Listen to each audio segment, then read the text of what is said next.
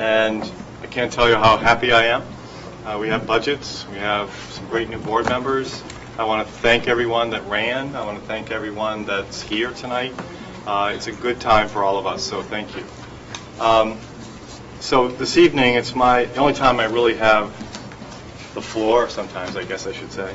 So I'm going to call the meeting the organizational meeting to order at 6:09. And I would take nominations for the chair of the SAU board for this year. Mary Lou. I'd like to nominate Howard Brown. And what I'll do is I'll take nominations in order. Any other nominations? Seeing none. All those in favor of Howard Brown as the board chair for this year? Okay, thank you. Howard, congratulations. Well, thanks. It's all yours. Congratulations to myself, and thank you for everyone who supported me and everyone that didn't. You're fired. All right, so the first call of business is that I'm entertaining a nomination for vice chair. Don't be shy. Want me to, John? If you want to, go ahead. I'll nominate John Quinlan. Any other?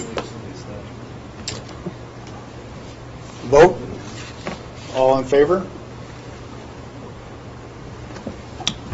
Congratulations. Thank you. The next business, secretary. It's the best job, really. Who don't you like? It's the best job.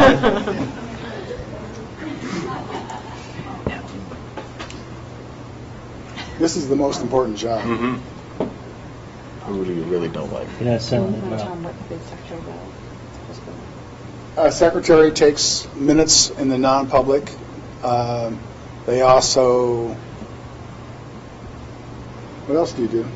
They wish for the help of Danae, so they won't have at any other time.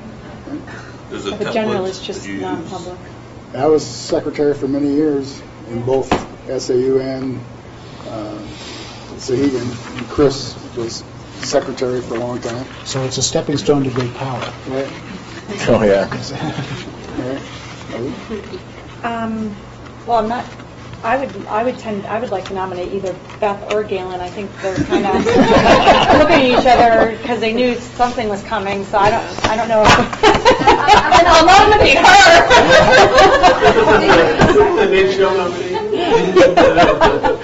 So I mean, if there's one of you that would. Yeah, I think they'd be good. But That's fine. All right. Galen, Sure. Okay. Vote. Aye. Congratulations. Thank you. I can't wait. And we'll put you to work later on today. Okay.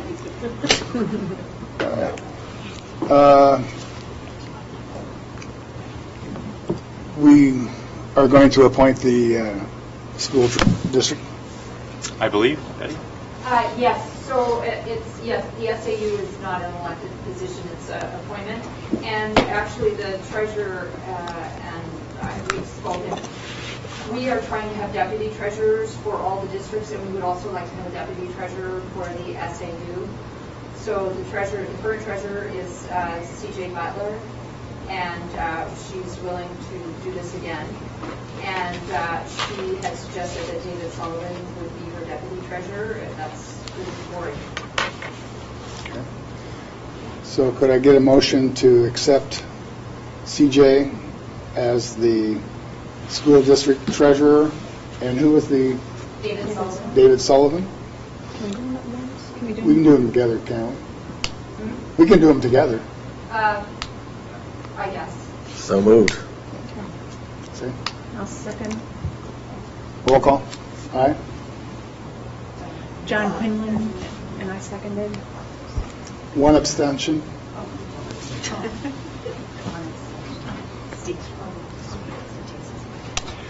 Okay. Howard, could I ask that we go a little out of order tonight? I know Peg Bennett is here. to talk about the procedures manual, and I'd like to maybe move that up in the agenda if we could, to, right. after you call the order to the regular Yeah. meeting, if we could do that, that would be great. So at 6:12, I'll call the regular meeting to order. And the first thing on the agenda is Peg Bennett.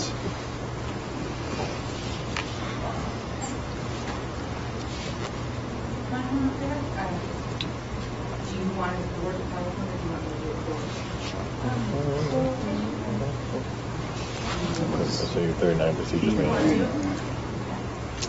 Nice to see you, Peg. Hi, nice to see everybody. You thought you could get rid of me? No, really, honestly, this is my last meeting. This is it. You have? Yeah, yourself. It takes like a 1 year of relaxation, and then you're back at it. So I want to talk to you guys about the business operations manual that I spent the last 2.5 years on the school board working on with, and the primary people on the committee for writing it were Betty and myself and Beth Baker and Katie Hannon. And where it all came from was in the summer of 2013, and that was the 2014, start of the 2014 fiscal year. The Amherst School Board had a summer workshop, and when we came out of that workshop, we had 5 areas that we were committed to, and they were elementary and middle school excellence, diligent fiscal oversight, inspirational and effective teaching, innovative technology integration, and SAU-39 strategic planning. With 4 members on the school board, we each took ownership of one of the commitments, and I took diligent fiscal oversight. So what we were going to do is, at each school board meeting, we would report monthly on progress in that area and updates and just basically where we were at. So I went and had a discussion with Betty in the business office and told her that we were going to be spending a lot of time together. And so that turned into every Thursday morning at 8:30 we met for the next 2.5 years. We did take summers off and whatnot, but some of the things we discussed was that there had been frequent employee turnover, and there had been created a lot of inconsistencies in the procedures of the SAU. And when Betty got here, consistency and good internal controls had been developed. So we brought the principals in for some meetings to talk about diligent fiscal oversight outside of the SAU and part of our buildings and just what everybody was doing. And Jerry St. Amand actually made, actually, can you just not go down yet? Jerry had made a recommendation. He said, well, why don't you document all of this, Peg? And we thought that was a good idea, and then that was it was the desire to do so. So the first thing that we did was we created a table of contents, and we said we should cover budgeting and revenue and human resources and payroll and purchasing and professional development.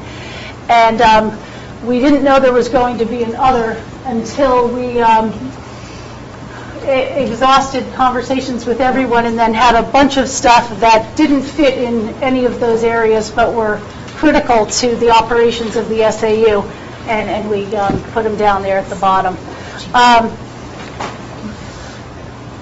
So I just want to make a couple of comments about the. Did I bring my glasses? Okay. Yep. Okay, you can just hold up on that last slide for a second. Hold on. So when we talked about the budgeting, I had seen the budget process 2 years on the Ways and Means, and then I had gone through the budgeting process 9 years as a school board member. And in perfect Betty fashion, she made it look easy.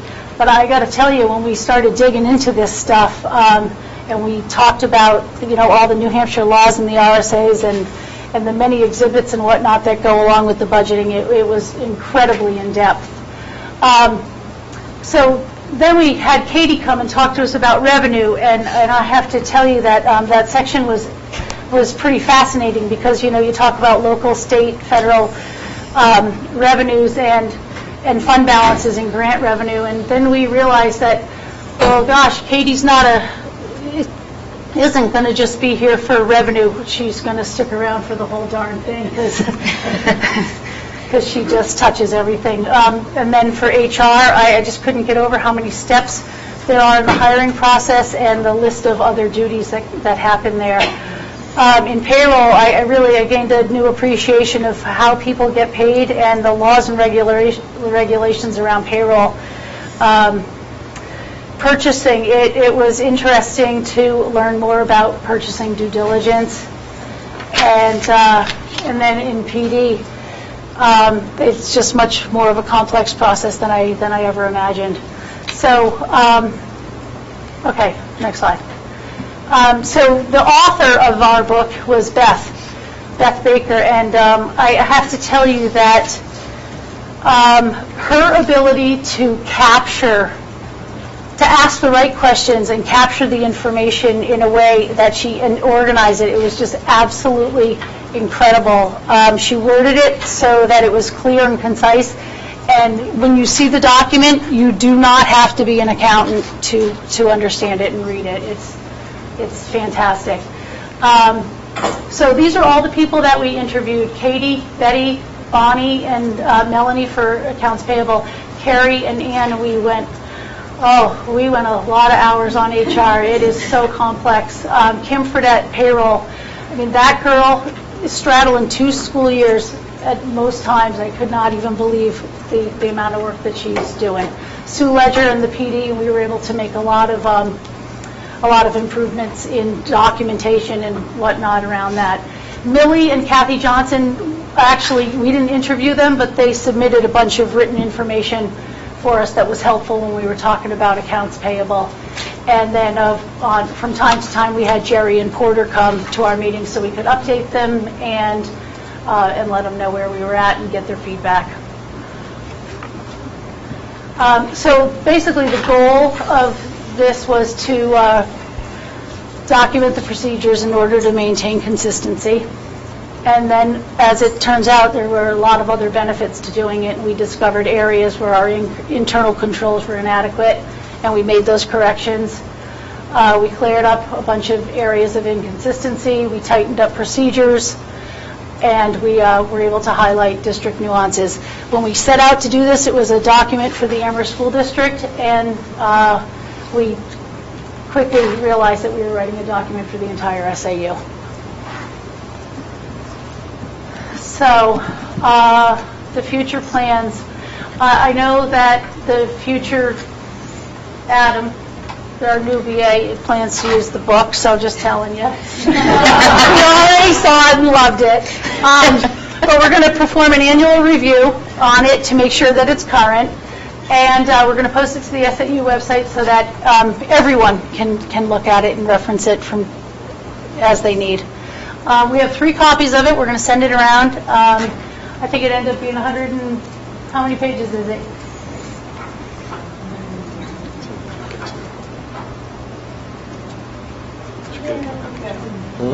Yeah, 135 pages. So, but we wanted to just pull up one thing, and Betty was going to walk through it. And did you?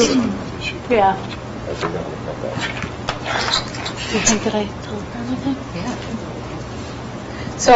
Yeah. So one of the first things that we did do was the budgeting, and explained a few different things in the budget area, but then we went through what our budget cycle is, and so right in the very beginning, you might not think that the new budget cycle starts in March, but for me, I look at March as the time now I can create the new school year calendar.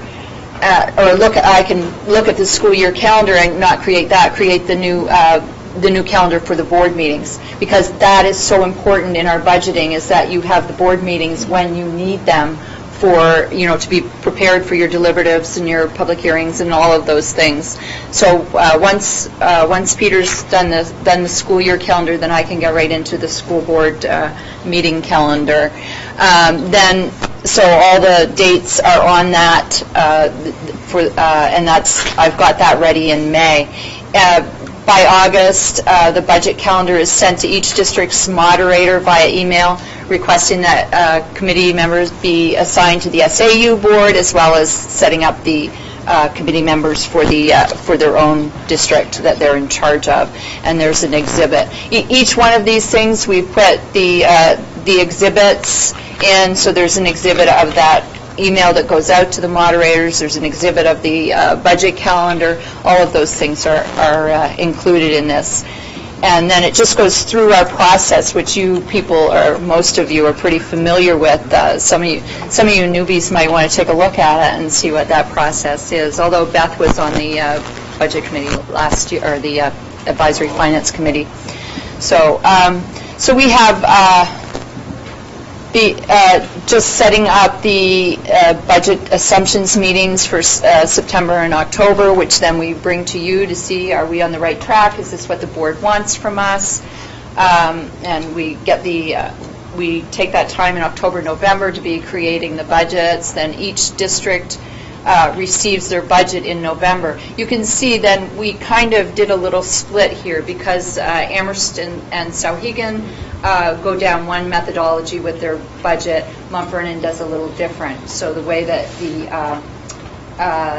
the Advisory Finance Committee and the Ways and Means Committee for Amherst and Sauhegan are organized with the subcommittees is a little different than Mount Vernon, which has quite a bit smaller budget, so it's understandable that it would be done a little bit differently. But that's what we did, when there were differences, then we tried to bring that out in this manual.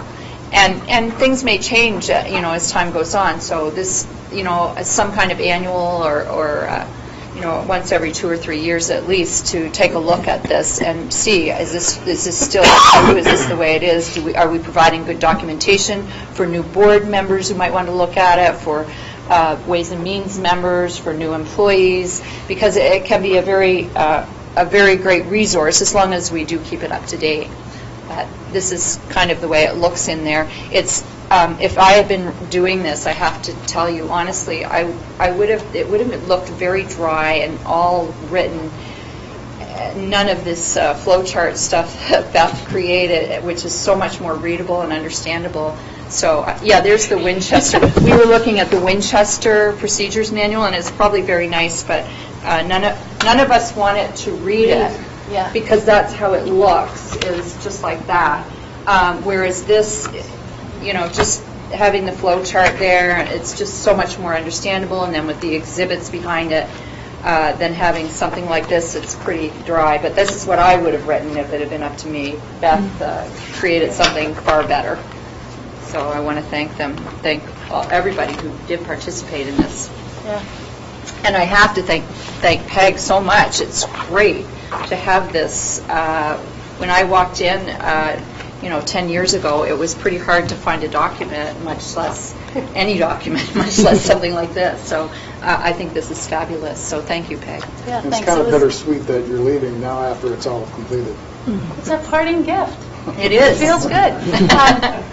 You know what? It was a lot of work, but it was a lot of fun. And I have to say that I really gained an enormous appreciation for the work that is done out of the SAU. It's a pretty complex job running a school district, and I mean, the amount of time we sat and really, got our shirt sleeves up on this, it was pretty great. So Does anybody have any thanks. questions for them? Can't wait to read it. It's readable. That's Really? that's the nice thing about it. So Or you can have the Winchester one. yeah. All right. So thank you. Yes, Have a nice day. Thank you, Peg. Did you guys talk at all about who might update it? Who? Oh, I'm pretty sure that would be up to the business administrator. Oh, okay. Well, thank you very much. I look forward to reading it. All right. And I would say that I think you guys met religiously every week or every other week, and Yeah, every Thursday. so an incredible amount of work, and I underline the word incredible. So I would say a nice round of applause for them for doing this.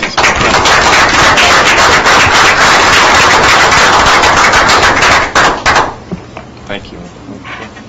Okay, we'll go to the individual board reports. Sahegan.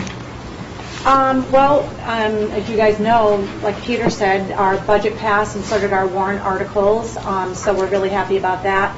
We also have 2 relatively new board members, one brand new, Dwayne Purvis, he's on business so he couldn't be here tonight. And then Pete, as Pete said, Pete Moresco, you're not allowed to leave once you're a board member, so after a year hiatus, Pete is back with us, so we're very happy to have them with us. And we're already meeting next week, actually, to start talking about budget assumptions. Amy? Likewise, we're really pleased that our budget passed, and we have 2 new board members, Galen Humphrey and Beth Kuzma, and they've already been assigned to a multitude of committees and are getting ready to roll, or have already started. Also, we had, at our last board meeting, we have a situation with the gym floor at the middle school, and there was some safety issues, so we're currently putting in a new gym floor there. We were lucky enough to get a good quote for the work to be done now to save some money, whereas it would be more expensive in the summer. So that's a major issue happening for us right now. Other than that, at our last board meeting, we had a presentation from Christine on our NEWA results and took a deep look at those and are looking forward to some steps to improve some areas where there's some weaknesses in growth data. And Christine also had a presentation on PACE and competency-based instruction to educate us further, since our school is our schools are starting that this year and next year as well. So that's next. Thank you. Do you want to mention, or isn't it really up and running, or isn't it really settled yet about the fundraiser for the gym floor fundraiser, or no? A fundraiser? Yeah, they were going to put, remember they were going to take the old floor and they were going to put... Oh, that, yeah. Or maybe it's not settled yet. Yeah, maybe next month. I'll give an update on that. That's still early stages. So. Tom from Mount Vernon. I guess likewise, we are incredibly thrilled that we passed the budget. So we were incredibly bored because we didn't know what to do with ourselves since we actually passed the budget, and we're usually preparing to figure out how to fund next year. We have 2 new board members, Jason Chavez, and one old new board member, Kim Robarch is back on the board. So we spent some time in our organizational meeting, as you all have done. We've been focused on enrichment in the school and trying to bring more activities to the village school. So we have some summer enrichment discussions. We spent a little bit of time talking about grants for some security upgrades in the facility. I think that's really pretty much the major thing. We're looking at trying to plan school goals for the upcoming year. So we're trying to cram a workshop in June or as soon as we can to get everybody in. We tried doing it last year, but as soon as you start getting into the summer, getting everybody scheduled is very difficult. So we really want to make sure that we make that happen this year. Is there anybody from the public that wishes to speak? Seeing none, we'll move to the consent agenda. Is there anything from the consent agenda that you guys want to poll? Okay, can I have a motion to accept the consent agenda? Motion. Some of us might have to abstain from the minutes. Yeah. Pull the minutes. Yeah, pull the minutes. So motion to accept consent agenda items B, C, and D. Okay, second? Seconded. Did you catch that? No, I didn't. So we accept B, C, and D, and A is pulled. Okay. On A, there are... We got to vote on B, C, and D. Yeah. Okay, motion? To accept? Oh, it's been a vote, yeah, sorry. I'm new at this. Okay. You're doing a great job. Vote. No, you are. All in favor? Point of order is, what is required for a full board, or whatever A quorum? board? 9. 9. 9 out of 15. But the people that weren't present at that meeting, could they vote on that? If they weren't The minutes are present? pulled. The minutes aren't. Oh, I thought we were voting on A. No, B, C, and D.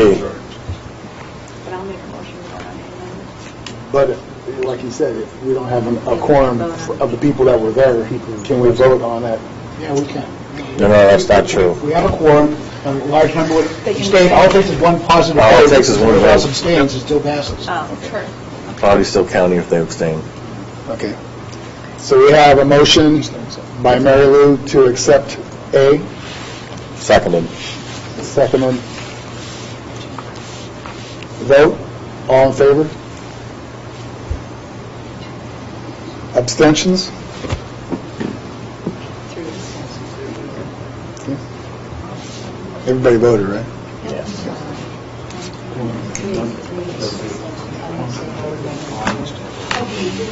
I voted.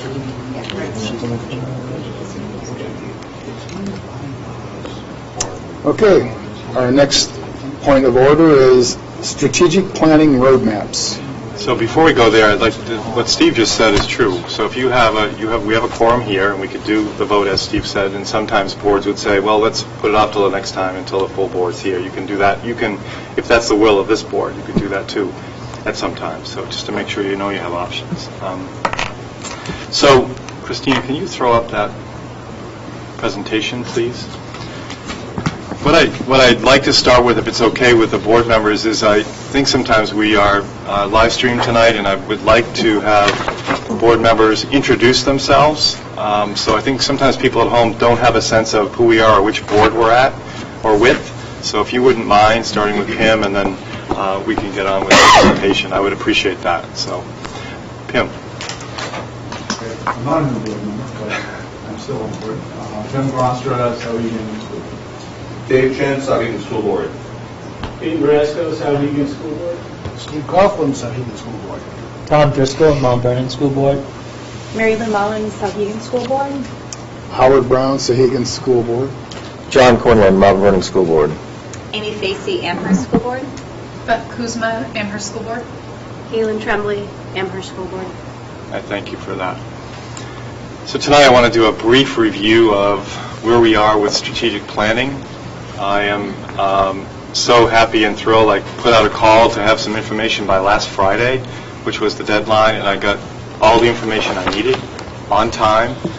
So thanks, everyone. And even though there are not a lot of people here tonight, there's a lot of people that have put a lot of work into this plan. If you were on the board 2 years ago, April of 2014, I don't know if you remember the morning session we had at the Annex. We had a number of people from the community come and talk about and share their dreams and aspirations for our school districts with our board. And I'll remember that day and that morning for a long, long time. So sometimes I think it's been a long process, but I look back and think when I was here, when I started 5 years ago, and where we are now, and it's really mostly thanks to all of you and to the hard work of the citizens putting into this plan. And I think our schools are progressing for sure. So thank you all. I thought I'd put this up first. These are the art show winners from last year. We were lucky enough to see a senior project tonight that talked about the arts programs in our schools, and we have some gifted artists. I have had a chance, with as many of you did, to go and see the high school play. An amazing, amazing show every year. If you haven't seen any of the high school plays or middle school plays, which are equally amazing, please get a chance to do that. Next thing I want to do is share a quote with you, because I think over the last 2 years, minds have been stretched. We are probably never going back to our original dimensions of thought. 5 years ago, if I would have said to people, I think we should go to one district, my tires on my car probably would have been pretty soft when I went out into the parking lot. I think people are now willing to have, and board members are willing to have, lots of conversations as we go forward, and that, to me, says a lot about all of you and where we are when we continue. So what I did was to give you a kind of a basic plan. This is our iconic SAU-39 strategic plan. I can actually remember the time that I decided that would be it.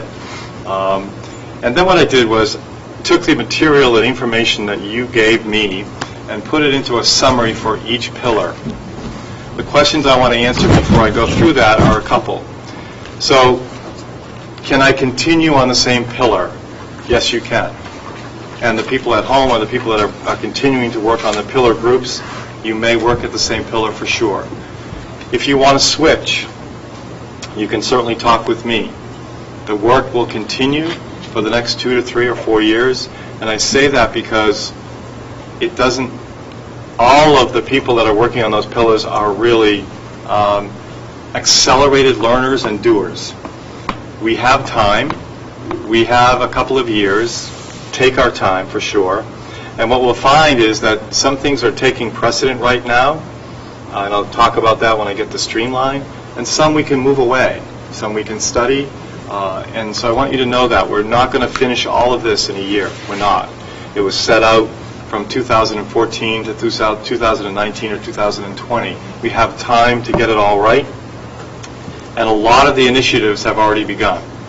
As a matter of fact, full-day kindergarten will open up in Amherst this fall due to a lot of work by our Amherst board. Jerry St. Amand, the principal, who was, I don't know how many times he used, I wanted an equitable education for all 5-year-olds, and here we are next fall. So very proud of that.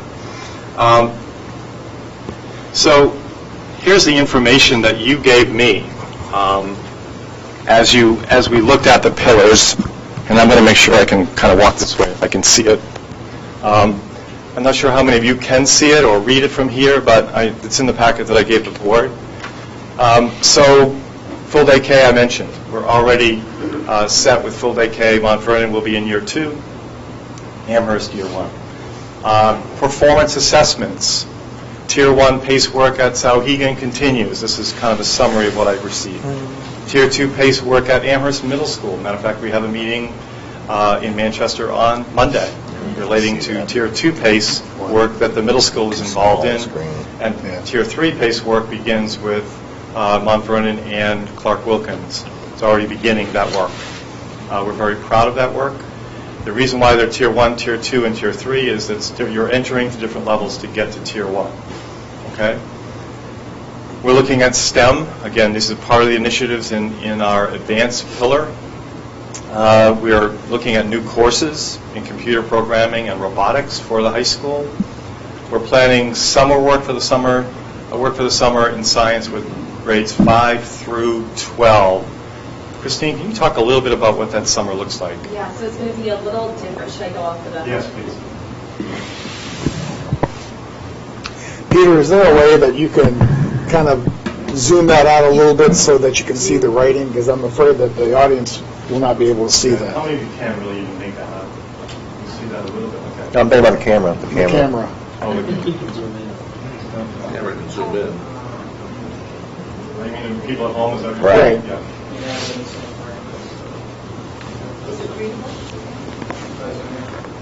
Thank you. Thanks, Helen. I'm sorry that's so small, but I try to cram everything on this slide. Yeah, so we're going to be planning a STEM Institute this summer. Really 5-12, the work's going to look a little bit different. So for 9 through 12, our STEM Institute will include, mainly our science teachers, but technology as well as math. And we have a few different offerings that we're crafting right now. We have a robotics strain, so some of our engineering, physics, technology teachers will be working on that, and it's a robotics strand. form, function, and seeing 3D. So this is a workshop on introducing 3D software. And they're going to be really looking at how to incorporate into the various courses that we currently have here. That will be 9th and 10th grade math, art, and 9th and 10th grade science. And then also probing data and big data sets. And that's going to be a workshop focusing on how we teach about data. And then we also have another strand that we're just kind of planning out, and this is math and science teachers developing honors questions, parameters using science and engineering practices. So some exciting work. It's in the beginning stages. Sue Downer has been an incredible support and help in planning our 9/12 STEM Institute for this summer, and it's going to be the last week in June. And we're still finalizing details on that, but we're off to a good start. For our 5 through 8 teachers, we're going to be working across both Amherst and Mount Vernon with 5 through 8 teachers, and they're in a slightly different place than our 9/12 teachers. Our 9/12 teachers have already looked deeply at the standards and made a lot of changes with alignment to the next generation science standards. We're beginning that work this summer with our 5th through 8th grade teachers. So we're going to be digging into the standards and looking at our current curriculum and what changes we would need to make to implement those next generation science standards. The big difference with those standards is the science and engineering practices that are embedded, so that the engineering piece is in there, as well as both math and English language arts standards are embedded. So really looking at those new standards, diving into them, and looking at what implementation would look like for next year. Any questions? Thank you. So in the email that I sent you, I asked the groups a couple of questions. One of the questions was the next part, which is, tell me about your challenges for each pillar, the ability to execute its responsibilities. And in this particular case, funding and time were always and continue to be a challenge. It's not just for the advanced group. Give me an idea of where the status of your pillar, your group, your task force right now. Give me an idea of where you're at. Green means we're going ahead, we're okay, we're fine. Yellow means a little caution, we've got some things we need to shore up. Red means full stop, we may need some support, talk to us, give us some direction. Advanced group felt that they were in the green category. And then the last piece, I wanted to get a sense of what's going to happen in the next few months. Looking ahead till June even, so April till June. Tell us some things that you're working on, and you can see those there. So we're looking at completing summer work, as was mentioned, meeting with world language people to start that conversation, same with art and music. And the last piece, the other part was connect with SHS guidance and Dean of Students to coordinate with local school to establish ELOs for the kids in our school. And the last question I asked was, are there constraints that you need kind of quick help from me to say, hold on a little bit, and the answer to that was no. Okay? I don't know if anyone else from the advanced pillar is here, that they have anything to add or something that I'm missing.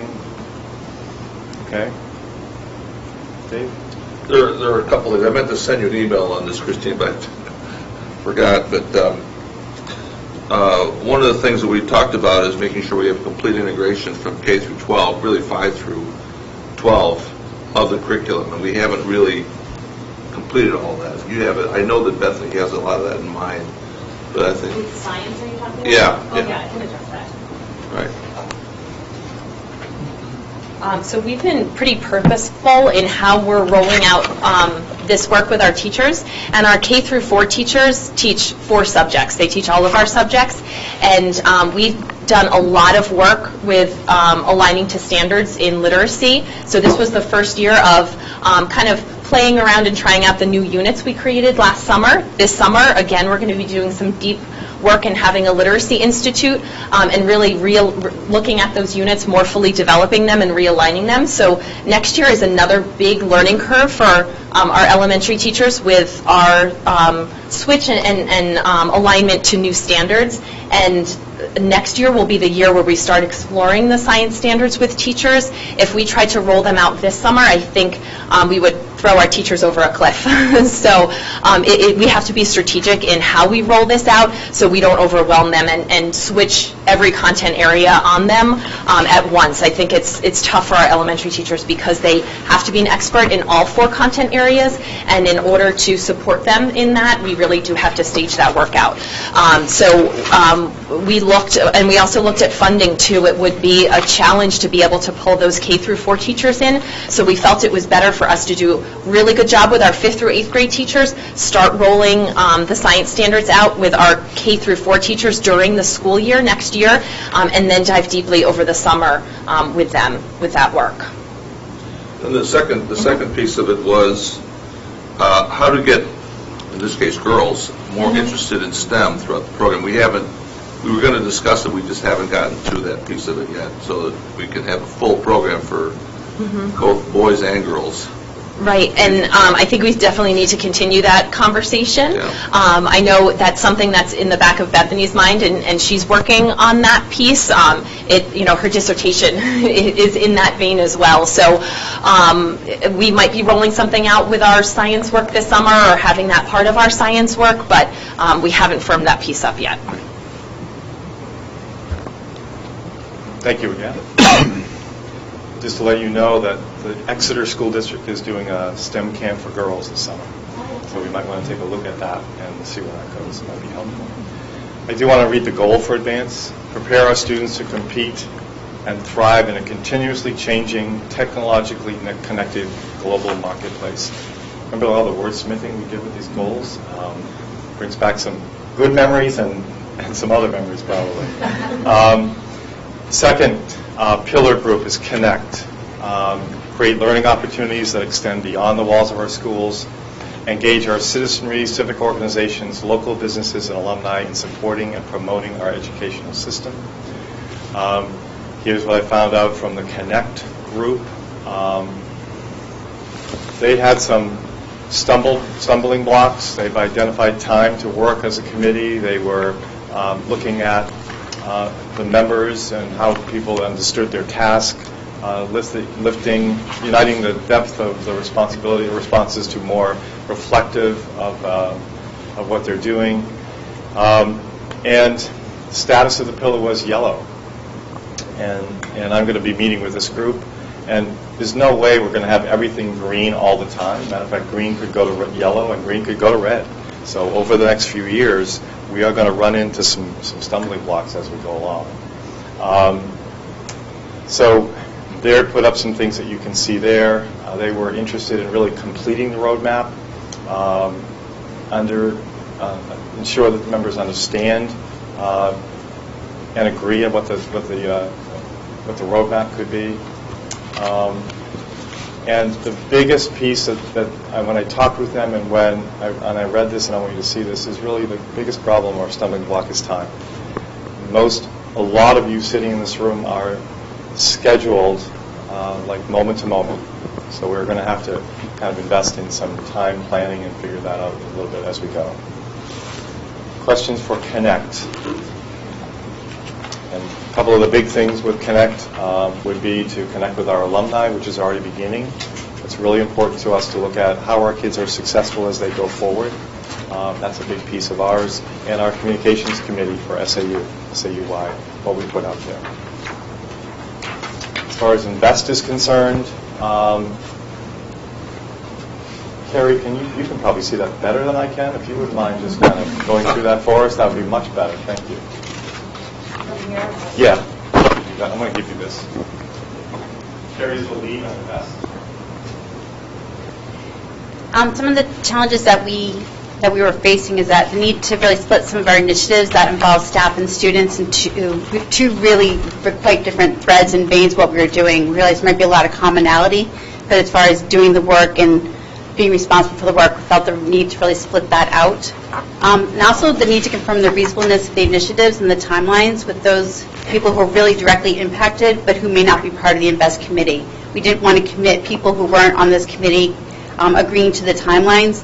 We wanted to make sure we continue to have those conversations with them as we're moving forward and we have competing priorities. So just to continue those conversations at all time. Some aspects of the project may be on track, but we're being managed with our teams. We didn't feel there was any external intervention that was needed. We just have a lot of things going on at once.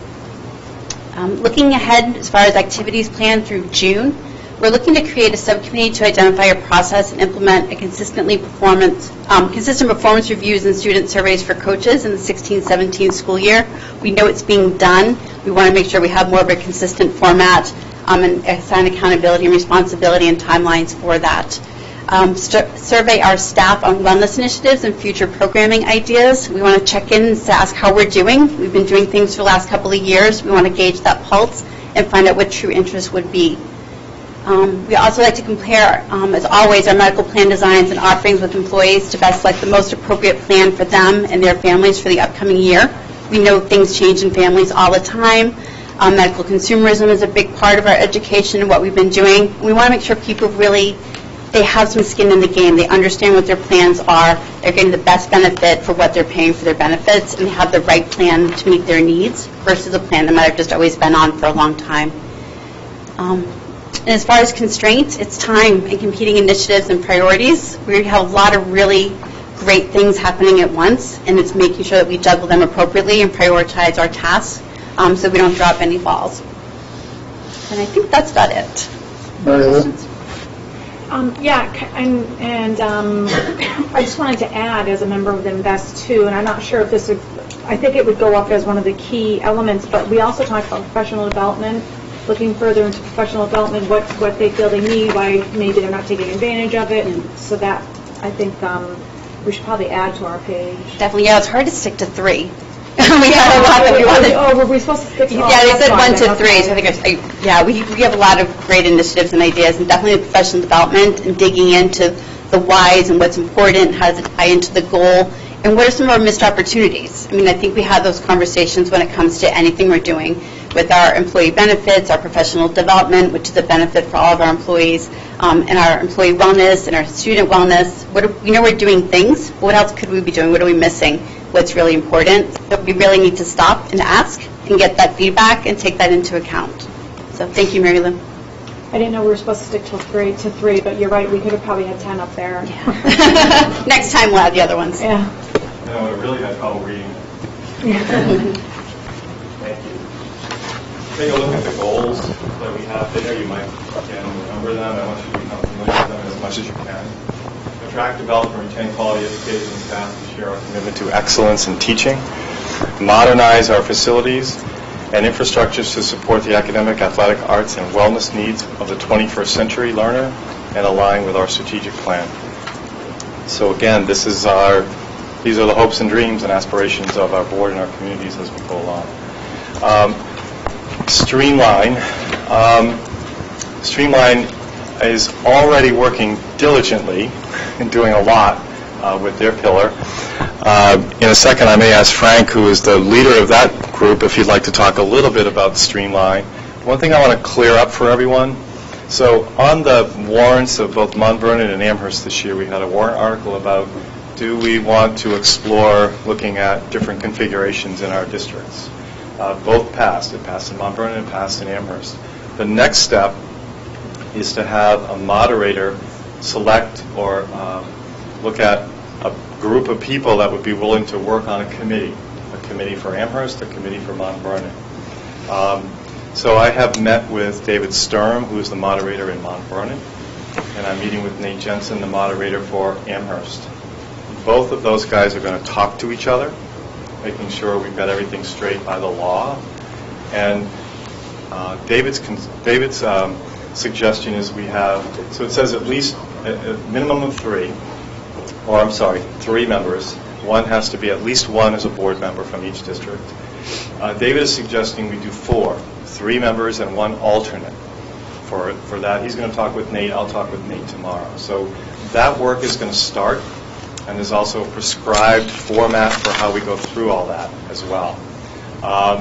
So that's on its way. I'll have more information for you at the next meeting. Frank, do you want to talk a little bit about... Peter, before he starts, though, Absolutely. Should we include the Sahegan moderator? No. Town matter. You're already a cooperative school district, so the The warrant was only on both of those districts. So Mount Vernon and Amherst. Yeah, okay. I should have warned Frank that I was going to do this.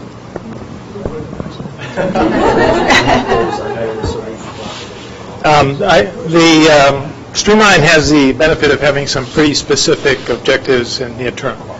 And so we have to, by our plan, and I think in order to get the longer term view of trying to get something in front of the boards and the citizenry this coming fall to look at and digest and potentially vote the next March, requires that some data gathering and some analysis of what are the potential alternatives be done by middle of June, let's say. And maybe by the middle of first part of May, so it starts to get socialized with the board in terms of what are the, we've come up with 5 different configurations. I call them configurations. As is, I guess there's one where you integrate Mount Vernon into Amherst School District and do some tuition, and I don't remember all 5. But we're going to do that, look at the budget implications, all of that, look at some of the other cost efficiency, effectiveness savings, and then finally get some comments from the different functions about the potential academic effectiveness implications of different configurations. And so that's our intent, to have that ready for socializing, I'll say the middle of May, looking at Katie and Becky here. And no, we talked about that. I wanted yellow, you wanted green. And I think we have a good group of people bring different talents to get that done. After that, it will go into a different phase. And then I think the role of the boards and the moderator become much more important in terms of communicating that once there's some decision made out to their effective constituencies, and trying to either sell it or sell against it, depending upon what the mood of that town is. And then moving towards some type of a vote, if that's the calendar that holds, next March. As I said, we've got a good plan for the next 3 months, 2.5. It requires very extensive support from Katie and I'm calling you Becky. Betty, I know. I knew it wasn't right, but I'm...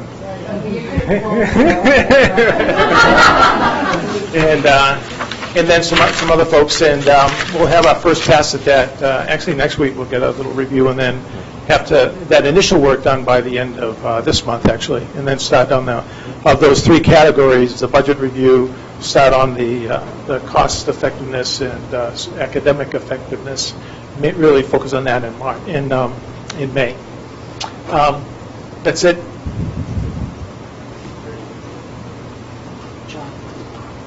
Thank you, Frank, very much. Frank's an example of a public member that really has embraced this. Maggie's on that Streamline committee as well, Lisa, a few others here too, so thank you. So this is also an example of, we have a lot of work to do in Streamline, but we have some deadlines to meet with this one, and those are going to take precedence. So we're not going to be looking at consolidating processes and resources across the SAU right now. We're going to kind of move that work ahead, and we're going to continue to do that as well at some point. But this takes priority because we have a deadline next March. So I thank you for doing that. A lot of work and good work too. Unite, adopt an SAU-wide unified philosophy that allows students to reach their full potential. Yes. So they have started. They're at yellow, and looking ahead, they've met a few times. They're looking to have new members join Unite. This is something that may go in line with Streamline as we go along. And they're at yellow, so they're working hard. They're trying to go forward and work on trying to look at that and understand that. It's a kind of a wide berth on this one, so I think they're just there, and that's okay. There's a lot to discuss and a lot to do with this committee. Okay. Yes, please. Yep. One of the initiatives on Unite is, there's actually 2 initiatives. One is around adopting a common grading and reporting system, and another is having common standards and work study practices. And in order to accomplish that, we felt pretty strongly that we need to put together an SAU-wide committee with teachers, leaders, community members, as well as school board members in order to do that work. Those are two pretty big initiatives, looking at changing possibly making changes to a grading and reporting system, and looking at standards, at competencies, and at work study practices, and how we report out on all of those. So in speaking with Peter, I have contacted teachers and asked if they were interested in joining an assessment, grading, and reporting committee. We received strong interest, and as an administrative team, we were able to look through the applications to be on the committee and choose members across the SAU to serve as representatives, and made sure we had all stakeholder groups across our staff involved and administrators involved. Our next step is then to reach out to school board members as well as community members. So within the next few days, I'll be emailing school board members just to give you a little bit more information about that committee. We do meet during the school day. The first few months will really just be research and us digging in and learning more about different reporting systems and different grading systems, and then starting to get to work. And a lot of the work we're doing around PACE as well as work study practices, we've begun some work in that area. This all will really come together, and that group will really be the group to make recommendations for changes. So just wanted to let all of you know that work is underway. So it is one of the initiatives on this pillar, and I will be sending out an email to invite you, and we'll be posting on our website, and as well as principal newsletters to encourage community members to be involved in that committee. Yeah, I heard it again here, but I know our group in particular also is just struggling with meeting times, and in my group in particular, it's easier for a large percentage of them to meet during the school day. Yeah. That's a lot harder for me, is whether or not Bruce can start looking into maybe some sort of an online collaborative tool. We use GoToMeeting at work, and we go globally across. And it would be very easy for me to shut my door and participate in a meeting for an hour, then to leave 45 minutes to get here, and then I'm already here, and then I go home and maybe try to work from home. But one of the challenges with our process that we've done in the past, which in the past we had teacher leader effectiveness committee, we usually do full day meetings. So they're pretty deep, full day long meetings with teachers, so it would be hard for a GoToMeeting or something like that. But I also, if someone's interested in being involved, I'm certainly happy to have some creative ways to make sure that you're included in the work. Well, I guess just in terms of being able to include everybody, including community members, by always having it restricted to the school day and the school hours or just after school, it's going to limit your pool of people that are going to be willing to work on it. Yeah. But I think that there's a balance there. And occasionally, sometimes you have to do that deep dive, whole day thing. Yeah, especially in the beginning of the work when we need to dig so deeply into it and to research and to really understand what it is, what path we want to take. So that's been our challenge, that we found that the work can't really get off the ground doing, an hour-long or 2-hour-long meeting after school. So that's the only reason we've done that. But, we can certainly look at a combination so that you'd be able to be involved, in some way. So I don't want that to limit people if they feel strongly about being involved. I think that might be helpful for any of these pillars, though, to have something like that available. It sounds like a lot of the issues for all of them are time, getting them, trying to figure out time. So I know all of you struggle with that every single day. I think that's, we did a lot of work with GoToMeeting when I was in Pembroke, because we had 5 districts and we were pretty much distance from each, and we did a lot of work with that. We did a couple of 30-day free trials. Even Skype, when you limit the group size, it works really well too. They have whiteboards and you share now. I mean, that's free. GoToMeeting is another way to do it. So let's look into that and some alternate ways of getting people engaged by looking at time factors of. Yeah, we will do that. Thanks, Christine, very much. So when I said at the beginning, just think about uniting and all that. So just think about what Christine just said. So we're going to look at changing our grading and reporting and procedures and looking at competencies. That's like, okay, let's pivot the Titanic a little bit. So it's a lot of work there. I want to give you an example of how I'm going to report to the boards about the continued success as we go through the next couple of years with our strategic plan. So as it will go is I might say to the leads of each of the pillars, give me an update, okay, and let me know where you are. Green, yellow, red.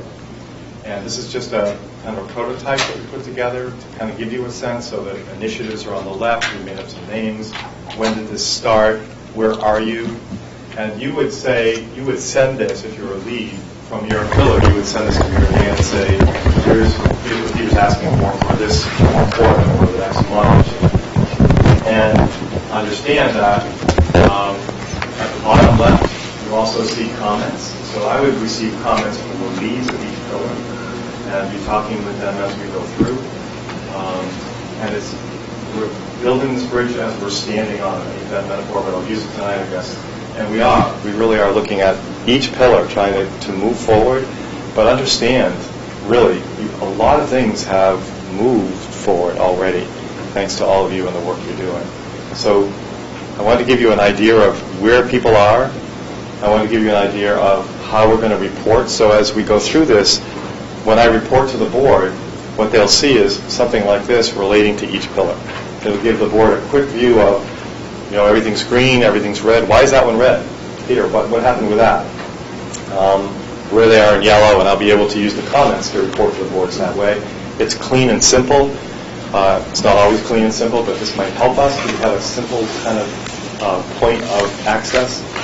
And what I'm also working on is for October, just as we start the budget season, I'm looking at some different ways of reporting annually, and some annual reports I want to show you that districts do that are different from the one they do around budget time. They do it, it's almost like an expose of your districts. There's pictures, there's data, there's lots of things that I think that people can look at. There's also information in that annual report in October. So as we go into the budget season, people can look at that and say, and I can say, just look at the annual report. Well, how are you doing with NWA testing? It's in the report. What's our tax burden? It's in the report. Okay, so those things will be there as we begin for the previous year, as we begin the budget sessions and talking about that. So I hope this helps. Again, thanks for all your work. It's ongoing. It never stops, probably.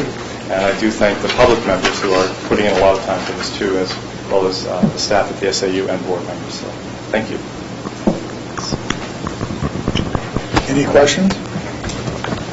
Okay, we'll go on. Comment. So, for accessibility, I do this a lot. If I were colorblind and somewhere over 10% of all males are colorblind, that would be all gray except for 5 yellow blotches. So, suggestions, Mr. Coughlin? Use some letter coding, use some patterning, but just don't assume that everyone can see red and green. I can't. Really? It's all brownish color to me. We don't want brownish. We want red.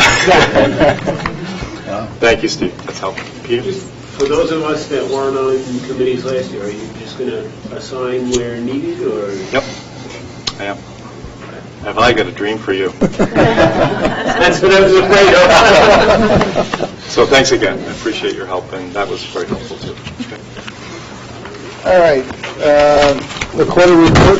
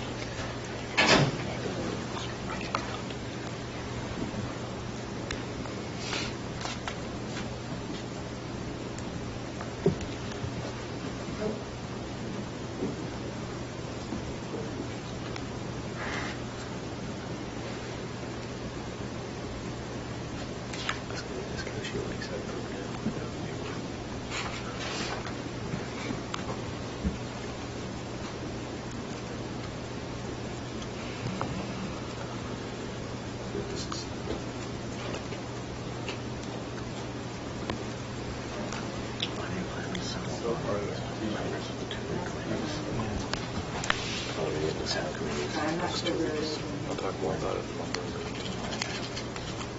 School board members. I think that's the biggest drop. There. So focused.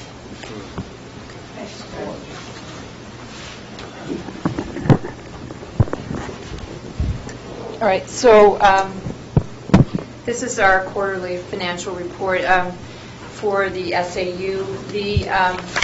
The revenue is basically just revenue comes in from the district, so the revenue is pretty much flat.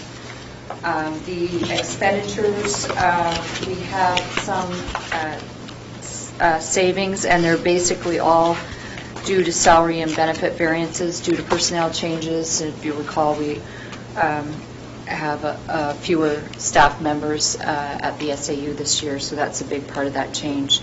The only negative variance is the operations and plant maintenance section, and that was the building of the offices at Clark was a little more than anticipated, and then the painting that needed to be done in the lower floor of the brick school. So those items, but there is a projected surplus for year end of over $100,000 for the SAU. Questions?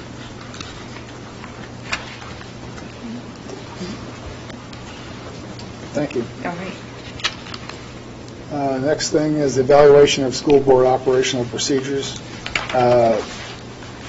The policy committee has started work on doing a revamp of the evaluation of all the school board operational workings, and we're going to bring that back to the individual boards, or back to the committee first. Yeah, we have a committee meeting coming up in 2 weeks. Wednesday.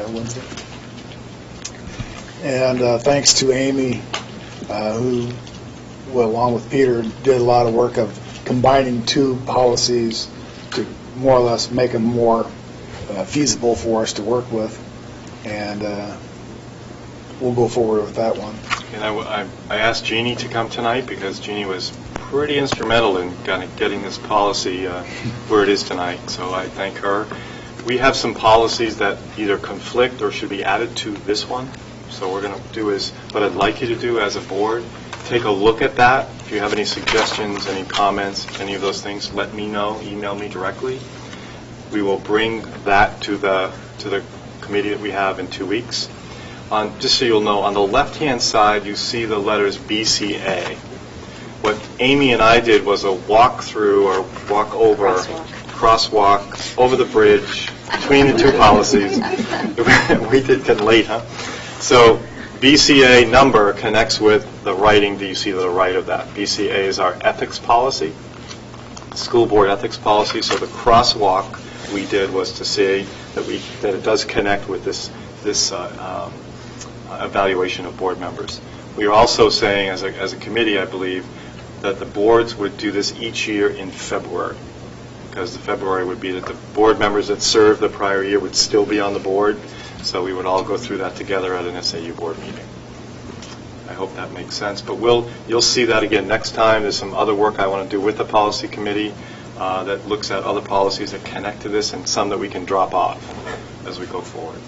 So think of it as a way to reflect on your own practice as a board member, as well as your practice as a board. So this is really a way for us to do what we like to have our teachers and students do, and take a look at ourselves and how we act and how we get things done, really. It's a changing process that we keep evolving into a better process. Right. Along that same lines, I have to reiterate that in future board meetings that we're going to have more policies listed on our agenda, and it's really important for us to look at those policies before we come to the night for the meeting, so that we can do it quickly and not have to keep coming back and forth. Right. And I think it aligns too with our thoughtful classroom work, where it's a supportive evaluation model. It should be supportive. We will probably ask board members just to go through it by yourself. You know, where am I on this evaluation? and then maybe as an SAU board too. I think it's, again, to support your work as a group in the future as well. So thanks everybody for your help with this. Informational items, I didn't have anything listed. Did you? Do not. Do we want to wait to go into non-public now, or? We can wait till after we finish the action items, if that's okay. Okay, the action items, the 2016-17 school board calendar. So if you could look at A and B, the school board calendar, I've looked at it. It's been vetted by Betty. And the 2017-18 school year calendar has been vetted by the unions. They go through that. Again, we're running on a 2-year calendar. We're a year ahead. Believe it or not, we've had calls about when is the February vacation in 2018. And I said, well, we haven't voted on that one yet, but we're going to get to it. So I think this has been pretty well scrutinized. I would ask you to take some time, maybe tomorrow or over the weekend, just to look at both. If you have any comments, but I do think we're in pretty good shape. Betty, do you feel like we're okay with? Okay. I think we're good. Yeah. Yeah. So if you're okay to vote on those, we'd be. You want to do A and B together? Or sure. So I entertain a motion to accept A and B, the calendars. I motion to accept A and B. David Chin seconded. Okay, a vote. All in favor? Thanks very much. Unanimous. The Professional Development Master Plan. Christine's going to walk us through that.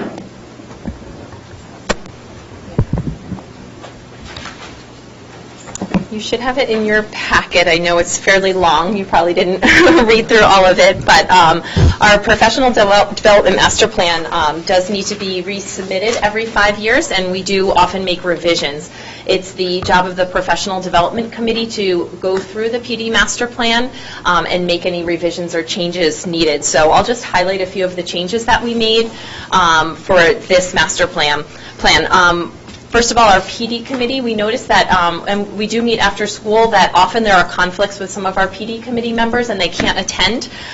So we did change the membership slightly to include alternates so that we had additional representatives if someone couldn't make a meeting, which we thought was really important.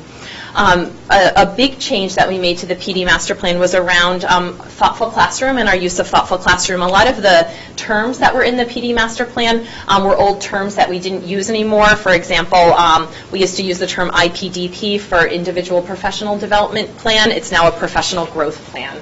So it's just an update with the terms. But we also looked at how we can better integrate professional development, our professional growth plans, as well as our observations, which Thoughtful Classroom does a really nice job of bringing all of those pieces together. So we wanted to reflect that in the PD Master Plan, so we made some updates there. We also made some minor updates to the data that we use to look at professional development, as well as language on some of the activities that count as professional development. For example, we didn't have an activity in there as being a presenter of professional development, but that is a form of professional development, so we updated that. We updated some figures and tables to better reflect Thoughtful Classroom. We also updated our PD committee membership responsibilities. We've been doing a lot of work with our PD committee to kind of refresh and rejuvenate it, and we felt pretty strongly that they deeply examine what their role is and make sure that they fully understand their role, but also look at are there ways to re-envision their role or reimagine their role. So some pretty minor changes around responsibilities, but we did do that. We also had the terms PD Express in here often because we used to put our a self-assessment in there, and our self-assessment is now in our new software, which is Stages. So since the Professional Growth Plan and self-assessment is in Stages, we replaced language in there. And we also added to our appendix. So our appendix is a lot deeper. We didn't include the appendix. It would have been a really long document for all of you. We just listed what was in the appendix. So that's just an overview of the changes since the last PD master plan. And this plan, we had been given an extension, so that's why the dates are a little bit different, but it is actually June. We were working off a draft, and it was really because where our timing was with teacher leader effectiveness, where that work was, and the need to really incorporate it in.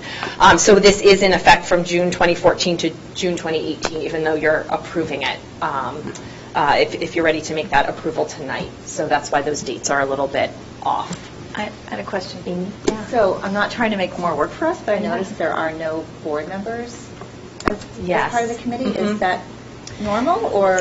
So it's something that, yeah. And just as a follow-up, I'm wondering also if perhaps maybe board members or who are on the Invest Committee pillar, it would make sense for them to be involved in this committee as well. Yeah, that's a great question. So it was always the original intention for the PD committee to have at least one board member as a representative on the committee, as well as a member from the PTA. And I don't know that that's ever happened. I think that was the original intention. And this year we've spent the year really trying to look critically at our professional development committee and really reimagine it and look at it, making sure we include a board rep. So, and each year that board rep is supposed to cycle, so it's supposed to cycle through the different school boards.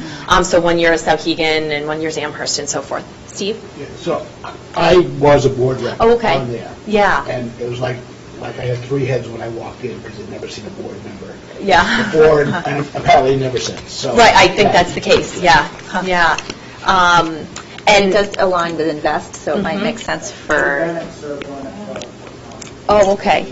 Okay. Yeah, Jerry is my go-to for the PD committee because he has been a veteran member of the PD committee, and he's been instrumental in supporting us this year and really looking at the committee and really revitalizing it. And we're doing some exciting work, and I definitely want to look at including a board member. I think we only have 1 or 2 more meetings for the remainder of this year, but I don't know if it's best to start next year with including a board member, or if we should look for this year, and I can let you know what board. I'd have to double check to see what board this year is. Yeah. Christine, are we under any constraints to get this approved this evening? We were given an extension, and I feel like we're pushing our extension a little bit. One of the things I might suggest is that we have like a period of board review. So it's a lot that we gave you, exactly, and it's very difficult to kind of get that absorbed. So I'm thinking if it's okay with the board, we give you to the next SAU board meeting to really look at it, review it, how it's around essential questions and all that. So I think if we do that, and we'll come back next time, answer any questions you have, and look for approval at that time. That's fine. Okay. Does that make sense to everyone? That's fine. Yeah.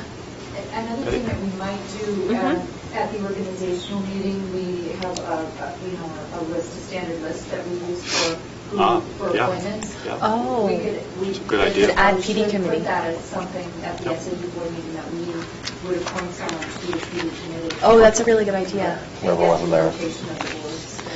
So Betty, would it be your recommendation that it would be at this time each year, and they would serve for 1 year? Does that make the best?